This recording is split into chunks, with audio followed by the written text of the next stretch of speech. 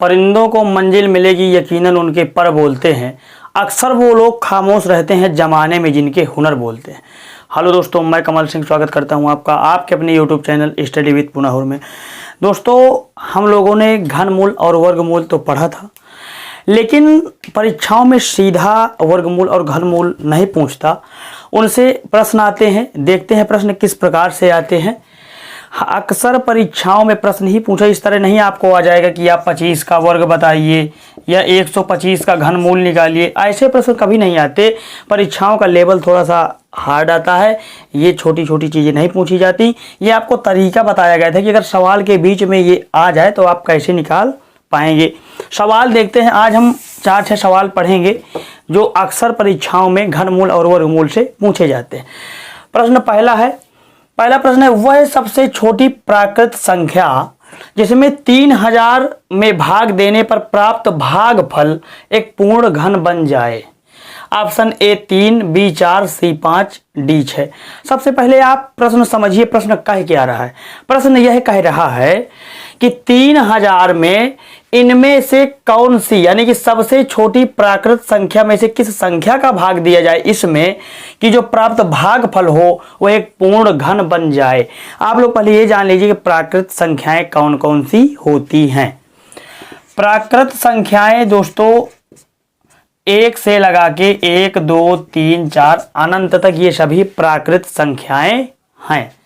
अब आपको समझ में आ गया होगा, ये सभी प्राकृत संख्याएं रखी हैं ऑप्शन में 3, 4, 5, 6। इसमें यह कह रहा है कि 3000 में किस संख्या का भाग दिया जाए कि प्राप्त भागफल एक पूर्ण घन बन जाए। इसको आप दो तरीके से कर सकते हैं। पहला तरीका आप विकल्प के आधार पर, दूसरा तरीका आप इसको हल करके भी कर सकते हैं। पहले हम देखते हैं विकल्प के आधार पर।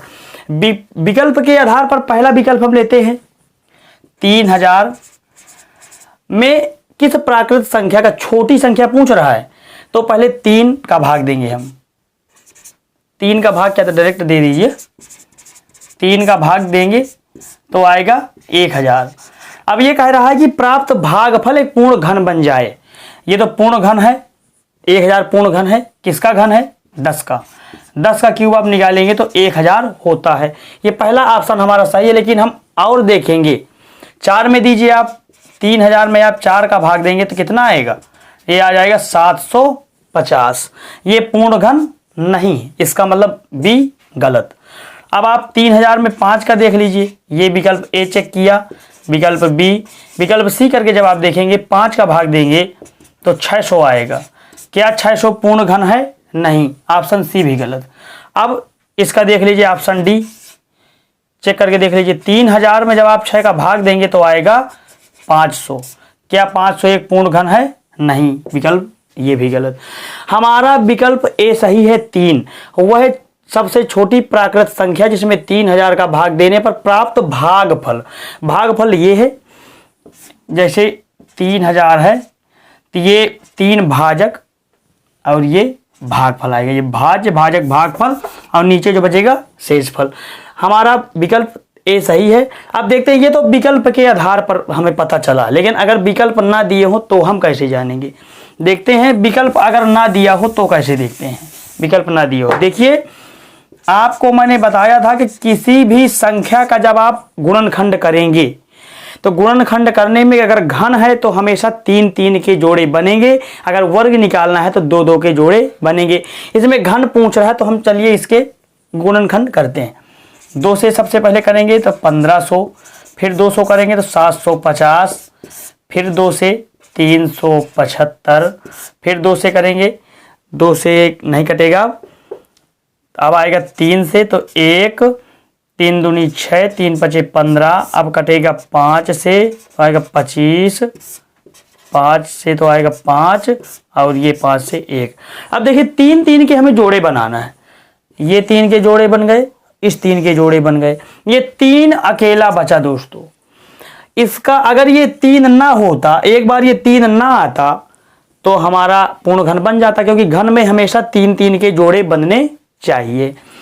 तो ये 3 ही एक ऐसा फालतू है जो हमारा सवाल को घन बनने नहीं दे रहा। इस 3 को अगर हटा दिया जाए, इस 3 का हटाने का मतलब 3 का हम भाग देंगे, यही हमें पता चला।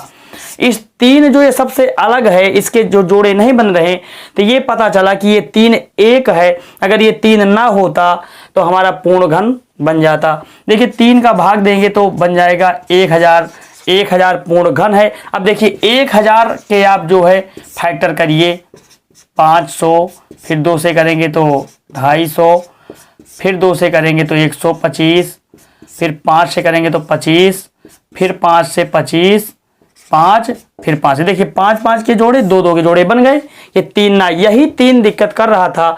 ये सबसे छोटी संख्या 3, 3 से हम भाग दे देंगे तो हमारा पूर्ण घन 1000 निकल आएगा। पूर्ण घन देखिए 1000 पूर्ण घन है, 10 का घन है। अब हम चलते हैं दूसरे सवाल पर, देखते हैं दूसरा सवाल। देखते हैं दोस्तों प्रश्न नंबर 2। ये पहले जैसा है प्रश्न है, लेकिन थोड़ा सा इसमें अंतर है। देखिए वह सबसे छोटी प्राकृत संख्या जिसमें 3000 से गुणा करने पर, इससे पहले जो 1 नंबर सवाल था उसमें लिखा था 3000 से भाग देने पर, इसमें लिखा है 3000 से गुणा करने पर प्राप्त गुणनफल एक पूर्ण घन बन जाए। मतलब उसमें ये देखना कि 3000 से निम्न में से किस संख्या से भाग दे दिया जाए कि भागफल पूर्ण घन बन जाए। इसमें पूछ रहा है कि 3000 से निम्न में से जो संख्याएं हैं किसका इससे इन 3000 से गुणा कर दिया जाए कि गुणनफल एक पूर्ण घन बन जाए। देखते हैं, पहले हम विकल्प से देखेंगे, फिर आपको बिना विकल्प के तरीके बताएंगे। देखिए 3000 के आप फैक्टर करिए। सबसे पहले इसमें यह पूछा है कि सबसे छोटी प्राकृत संख्या, तो आप डायरेक्ट 3000 से गुणा कर सकते हैं। पहले इसका फैक्टर देख लीजिए, तरीका पहले ये देख लीजिए। 3000 से विकल्प के आधार पर 3000 से गुणा करने पर 3000 से निम्न में से सभी संख्याओं से एक बार गुणा करके देख लीजिए आप। 3 से गुणा करेंगे, सॉरी 9 है पहले नंबर में, ऑप्शन ए में 9, तो 9 का जब 3000 से गुणा करेंगे तो 27000 आएगा। देखिए हमारा विकल्प यही सही हो गया। इसमें कह रहा है कि वह सबसे छोटी प्राकृत संख्या जिसमें 3000 से गुणा करने पर प्राप्त गुणनफल एक पूर्ण घन बन जाए। देखिए ये 3000 से हमने विकल्प ए का गुणा किया, 27000 हुआ। अब देखिए आ गया, ये घन है, किसका घन है दोस्तों? ये है 30 का घन। 30 का घन, 3 त्रिकाई 9 होती है 27। ये देखिए 30 का घन है दोस्तों 27000। ये तो हमारा विकल्प से हुआ। मान लीजिए 3 से 14 का गुणा करिए आप, 14 × 42, 42000 घन नहीं है। 16 × 48, 48000 घन नहीं है। 18 × 54। देखिए मैं आपको ये भी बताऊं कि अगर विकल्प में कोई संख्या ऐसी आती है जिससे 3000 से गुणा करने पर पूर्ण जो गुणनफल है, गुणनफल है, प्राप्त गुणनफल अगर पूर्ण घन होता है, लेकिन हमारा ऑप्शन कह रहा है कि सबसे छोटी संख्या, सबसे छोटी, मान लीजिए 9 से गुणा करने पर पूर्ण घन हमें प्राप्त हुआ। अगर कोई ऐसी आगे संख्या होती जिसका हम 3000 से गुणा करते और गुणनफल एक पूर्ण घन होता तो वह गलत होता, क्योंकि इसमें कह रहा है कि सबसे छोटी, हमें सबसे छोटी लेना है। 9 है हमारा उत्तर सही हो गया। अब हम देखते हैं बिना विकल्प का। बिना विकल्प के वही तरीका है, आप इसके फैक्टर करिए। 2 से करेंगे तो 1500, फिर 2 से करेंगे तो 750, फिर 2 से करेंगे 375, फिर 5 से करेंगे, सॉरी 3 से करेंगे तो 3 का नम 3, 3 मुझे 3 बचे 15, 5 से करेंगे तो 25, फिर 5 से करेंगे तो 5, फिर 5 से करेंगे तो 1। देखिए 2 2 के फैक्टर बने और ये 3 3 के, 5 5 के बने, लेकिन 3 अकेला शेष है। अब इस बार भाग नहीं कह रहा, इस बार भाग देने के लिए, इस बार गुणा करने के लिए कह रहा कि कौन सी संख्या का गुणा किया जाए। तो आपको मैंने बताया था कि अगर घन करना है तो हमेशा 3 3 के जोड़े बनने चाहिए। तो एक जोड़ा हमें 3 का और मिले तब हमारा उत्तर सही हो सकता है। एक जोड़ा 2 2 का मिल गया, एक 5 5 का, लेकिन 3 3 का जोड़ा हमें नहीं मिला, उसको बनाना पड़ेगा। कैसे?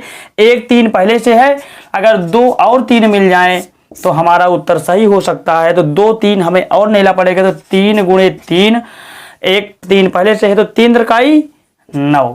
कहने का मतलब कि अगर 9 से इस संख्या का गुणा कर दिया जाए 9 से, तो प्राप्त जो गुणनफल होगा यानी 27000 वो एक पूर्ण घन होगा। अब आप 27000 के फैक्टर करके देख सकते हैं। इसमें ये एक पूर्ण घन है, मैंने बताया था कि एक पूर्ण घन में हमेशा तीन तीन के जोड़े बनेंगे। जब आप इसके फैक्टर करेंगे, अभाज्य गुणनखंड करेंगे, तो एक जोड़ा 2-2 का बनेगा, एक 3-3 का बनेगा, एक 5-5 का बनेगा। दोस्तों सवाल नंबर 2 हो गया। अब हम चलते हैं प्रश्न नंबर 3 पर, देखते हैं।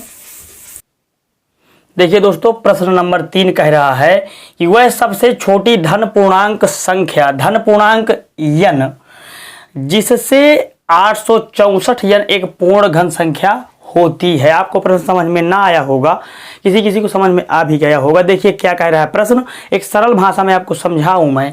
यह कह रहा है कि सबसे छोटी धन पूर्णांक n, यानी n का यह मान पूछ रहा है कि निम्न में से n का मान कौन सा होगा जिसमें 864 ये यहाँ पर गुणा हुआ करता है। 864 गुणे n करने पर एक पूर्ण घन संख्या बन जाए या होती है। ये कह रहा है कि 864 में n का मान क्या होगा, मतलब किस संख्या से गुणा कर दिया जाए कि एक पूर्ण घन संख्या होगी। मैं आपको बता रहा हूं। देखिए, आप विकल्प से 2 तरीके होते हैं, विकल्प और बिना विकल्प। तो विकल्प वाला तरीका, तो जब विकल्प हो तभी, अगर बिना विकल्प वाला तरीका पता है तो सबसे बढ़िया। मान लीजिए किसी में विकल्प, परीक्षाओं में अक्सर विकल्प होते हैं, लेकिन अगर आप घर में किसी को बता रहे हैं, समझा रहे हैं, विकल्प नहीं, तो आप कैसे करेंगे। देखिए मैं बता रहा हूं, 864 एक पूर्ण घन संख्या होती है। इसको कैसे देखेंगे, इसके आप फैक्टर करिए। 2 का फैक्टर करेंगे तो 4, 3, 2 432, फिर 2 से करेंगे तो 2 दूनी 4, 216, फिर 2 से करेंगे तो 108, फिर 2 से करेंगे तो 54, फिर 2 से करेंगे तो 27, फिर 3 से कटेगा तो 9 आएगा, फिर 3 से तो 3 आएगा, फिर 3 से 1 आएगा। देखिए अब जोड़े बनाइए। गुणनखंड में, सॉरी घन करने में हमेशा 3-3 के जोड़े बनने चाहिए। 1 2 3, 1 2 3। देखिए 2 हैं, जोड़ा नहीं बन रहा। कहने का मतलब यह है कि ये इनके जोड़े बन गए, इनके जोड़े बन गए, और ये 2 बचे, 2 जो है 2 बच गए। अगर एक बार 2 और आ जाता तो यह संख्या पूर्ण घन हो जाती। यही इस सवाल में पूछ रहा है कि n का मान क्या होगा। वह सबसे छोटी धन पूर्णांक, मैंने बताया कि विकल्प में देखिए, मान लीजिए कि 2 विकल्प दिए हैं ऐसे जिनका गुणा करने पर पूर्ण प्राप्त संख्या एक पूर्ण घन बन रही है, लेकिन छोटी वाली वो पूछ रहा है कि छोटी धन पूर्णांक। मान लीजिए विकल्प में 2-3 ऐसी संख्याएं हैं जिसका गुणा करने पर पूर्ण घन बन रहा है, लेकिन सबसे छोटी संख्या हमें देखनी है। देखिए 2 इनका जोड़ा नहीं बन रहा। अगर एक बार 2 और होता तो क्या यह संख्या पूर्ण घन बन जाती? बिल्कुल बन जाएगी, क्योंकि जोड़ा बन जाता तो पूर्ण घन है। मैंने बताया जोड़ा नहीं बन रहा तो यह पूर्ण घन नहीं है। पूर्ण घन बनाने के लिए इसे 1-2 की आवश्यकता और होगी। तो 864 गुणे 2 कर देंगे, यानी कि 1-2 हमें और चाहिए, तो हम 2 का गुणा कर देंगे। तो 2 चौको 8, 2 छंग 12, 2 16, 1728 आया दोस्तों। अब 1728 किसका घन होता है, मैंने आपको बताया था 12 का घन होता है। तो 1728 आप करके देख सकते हैं। विकल्प से भी देख सकते हैं। कैसे? 864 का गुणा 1 में करेंगे, 864 ही आना है। 864 एक पूर्ण घन संख्या नहीं है। 2 का करेंगे आ जाएगा। विकल्प से करेंगे तो दूसरे नंबर में आपका विकल्प सही हो जाएगा। इससे करके देख लीजिए, इससे करके देख लीजिए, ये दोनों संख्याएं पूर्ण घन नहीं बनेगी। प्रश्न नंबर 3 हो गया। अब हम चलते हैं प्रश्न नंबर 4 की तरफ। देखिए दोस्तों, प्रश्न नंबर 4 ये सवाल है। इसके विकल्प ए में 3, बी 0, सी 1, डी 2। हल करते हैं। देखिए कैसे इसको हल करना है। तो 1 प्लस है 87 65। देखिए 87 65 42 को आप 87 65 43 -1 लिख सकते हैं कि नहीं लिख सकते हैं? बताइए, अब बताइए, लिख सकते हैं कि नहीं लिख सकते हैं? 87 65 42 को 87 65 43 -1 लिख सकते हैं। बिल्कुल वही होगा। आप देख लीजिए, 43 में 42 आ जाएगा, गुणे इसको 87 65 43 +1 लिख सकते हैं, क्योंकि इसे ऐसे बनाना पड़ेगा तभी प्रश्न हल होगा। नहीं आप करते करते थक जाएंगे। करिए, कम से कम इसमें 10 मिनट आपको लग जाएगा। पहले इसका गुणा, फिर इसका गुणा, +1 करिए, फिर बटे करिए, फिर इसका गुणा, फिर इसका, फिर भाग दीजिए, बहुत समय लग जाएगा। ये हल करने का एक अच्छा तरीका होता है। 1 है, 87 65 42 को 87 65 43 -1 कर दीजिए। अब इसको 87 65 44 को 87 65 43 +1 कर दीजिए।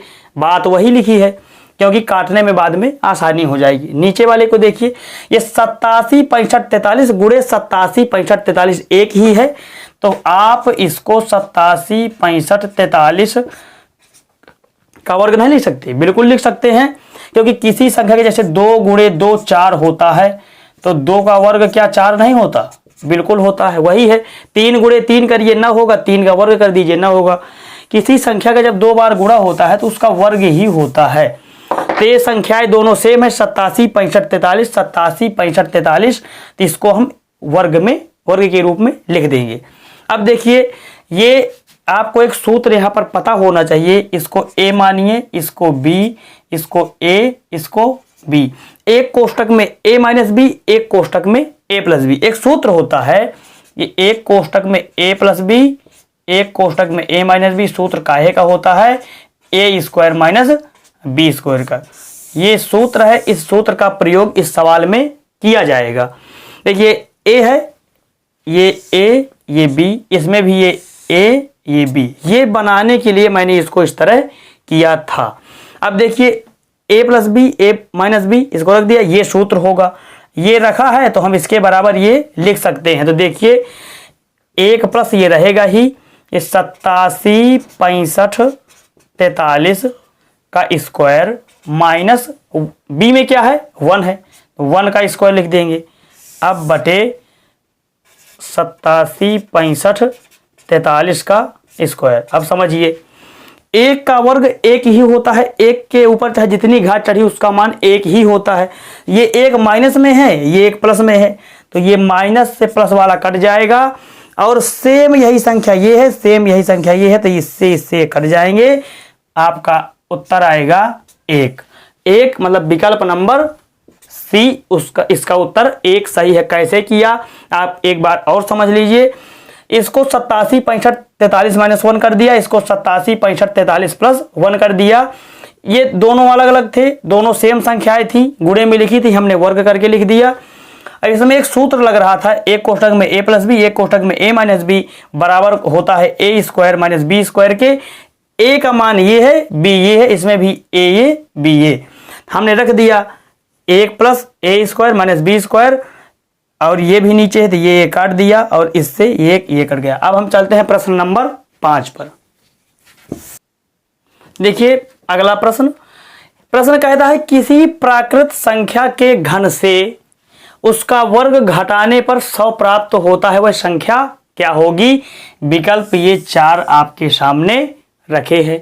इसमें सवाल ये कह रहा है कि निम्न में से कौन सी ऐसी संख्या है जिसके घन से उसका वर्ग घटाने पर 100 प्राप्त होता है। तो मैं आपको पहले बता दूं कि 4 का आप विकल्प से करिए, बहुत सरल है। विकल्प से 4 का घन क्या होता है दोस्तों? 4 का घन होता है 64, 4 का वर्ग 16, 100 नहीं आएगा। देखिए, आपको समझने वाली बात यह है, इन विकल्प से आप समझ सकते हैं कि संख्या वही होगी जिसका घन 100 से ऊपर हो। संख्या वही होगी जिसका घन 100 से ऊपर हो, क्योंकि जब उसके घन से वर्ग घटाने पर 100 प्राप्त हो रहा है तो उसका घन 100 से ऊपर ही होगा। आप देख लीजिए, 2 का घन 64, 4 का 64, 2 का 8, 3 का 27, 5 का 125। तो इनमें से जिस भी विकल्प का घन 100 से ऊपर है वही ऑप्शन सही होगा, क्योंकि घन से वर्ग घटाने पर, जब घन करके वर्ग घटाने पर 100 प्राप्त होता है तो उसका घन जाहिर सी बात है 100 से ऊपर ही होगा, तभी तो उसका वर्ग भी घटा दे तो भी 100 बच रहा है। तो इसका घन 64 होता है, इसका 8, इसका 27, इसका डी का होता है 125। अब देखिए, 5 के घन से, 5 का घन कितना होता है? 125 से 5 का वर्ग घटा दीजिए, 5 का वर्ग कितना होता है? 25। अब 125 में 25 घटा देंगे, उत्तर आ जाएगा 100। यही कह रहा है कि किसी प्राकृत संख्या के घन से उसका वर्ग घटाने पर 100 प्राप्त होता है, वह संख्या होगी 5। देखिए, मैंने बताया कि जिस भी संख्या का घन 100 से ऊपर होगा वही विकल्प सही होगा। आप देखते ही लगा सकते हैं, क्योंकि इन 3 विकल्प में से किसी का घन 100 से ऊपर नहीं है। 5 का घन 125 और वर्ग 25 घटाएंगे 100 प्राप्त हो जाएगा। चलते हैं प्रश्न नंबर 6 की ओर। प्रश्न देखते हैं दोस्तों प्रश्न नंबर 6। प्रश्न नंबर 6 कह रहा है कि निम्नलिखित में से उस संख्या को बताइए, मतलब कह रहा है कि इन विकल्प में से उस संख्या को बताइए जिसका वर्ग तथा वर्गमूल दोनों सम संख्या हो और उसका वर्ग 3 से अधिक ना हो, 3 अंकों से अधिक ना हो। मतलब जो उत्तर निकले, जो विकल्प इनमें से निकले, उसका वर्ग 3 अंक से ऊपर नहीं होना चाहिए। और सम संख्या आप समझ लीजिए, सम संख्या और विषम संख्याएं क्या होती हैं। सम संख्याएं होती हैं 2 4 6 8 10 12 14 16 18 20 जिनमें 2 का भाग चला जाए, और विषम संख्याएं होती हैं जिनमें 2 का भाग ना जाए, 1 3 5 7 इस तरह। 2 का भाग चला जाए तो सम, 2 का भाग ना जाए तो विषम। चलिए देखते हैं प्रश्न कैसे आएगा। देखिए विकल्प से आप देख लीजिए, निम्नलिखित में से उस संख्या को बताइए जिसका वर्ग तथा वर्गमूल दोनों सम हो। आप देखिए 8, पहले ए विकल्प लीजिए। 8 का वर्ग करेंगे आप तो होता है 64, और 8 का जब आप वर्गमूल करेंगे तो वर्गमूल इसका दशमलव में आएगा, इसका आएगा 2 दशमलव कुछ आएगा, क्योंकि 9 का वर्गमूल होता है 3 और 4 का वर्गमूल होता है 2। आप जानते हैं 4 का वर्गमूल होता है 2 और 9 का वर्गमूल होता है 3, तो 8 है √8, तो 2 और 3 के बीच में ही आएगा, तो सम संख्या नहीं होगी क्योंकि 2 दशमलव कुछ आएगा, तो वह सम नहीं है। विकल्प हमारा ए गलत हो गया। वो कह रहा है कि वर्ग तथा वर्गमूल दोनों सम होना चाहिए। ए ऑप्शन तो हमारा गलत हुआ। ऑप्शन बी देखते हैं। ऑप्शन बी उठाएंगे आप। 16 का आप वर्ग करिए। 16 का वर्ग होता है 256 और 16 का वर्गमूल होता है 4। देखिए वर्ग तथा वर्गमूल दोनों सम है, और कह रहा है कि उसका वर्ग 3 अंकों से अधिक नहीं होना चाहिए। इसका वर्ग 3 अंक का है दोस्तों। इसका मतलब हमारा विकल्प बी सही है। आगे भी देख लेते हैं। सी उठा लीजिए आप। सी उठा लीजिए 36। देखिए 36 का वर्गमूल तो होता है 6, लेकिन इसका जो घनमूल निकलेगा वो 1296 होता है। आप करके देख लीजिए 1296। 36 का वर्ग 1296, लेकिन प्रश्न कह रहा है कि उसका वर्ग 3 अंक से अधिक नहीं होना चाहिए। ये सही तो है, हमारा वर्ग और वर्गमूल दोनों सम है, लेकिन 3 अंक से अधिक है। इसका वर्ग 4 अंकों का है। इसका मतलब कि ये विकल्प गलत, ये भी गलत। और 64 का देख लीजिए। जब 36 का है तो 64 का देखिए। 64 का वर्ग आप करेंगे तो होता है 4096। 64 का वर्गमूल 8 होता है, लेकिन इसका जो वर्ग निकला वो 4 अंकों का है। दोस्तों कल भी हम सवाल पढ़ेंगे। 6 सवाल आज पढ़ लिए, कल भी हम 6-7 सवाल पढ़ेंगे इस तरह के। इसके बाद अभी 2-3 दिन थोड़ा सा पेट का पेपर चल रहा है। पेट का पेपर समाप्त हो जाए तो हम बिल्कुल नियमित रूप से गणित, बिल्कुल जीरो लेवल से, जिसे गणित में कुछ नहीं आता, जीएस बिल्कुल ही बेसिक से, जिसे जीएस में कुछ नहीं आता, हम लोग पढ़ेंगे। ये वीडियो अगर आपको अच्छा लगा हो तो वीडियो को लाइक करें, चैनल को सब्सक्राइब करें और वीडियो को अपने दोस्तों को शेयर करें। मिलते हैं कल अगले वीडियो में, तब तक के लिए दोस्तों जय हिंद।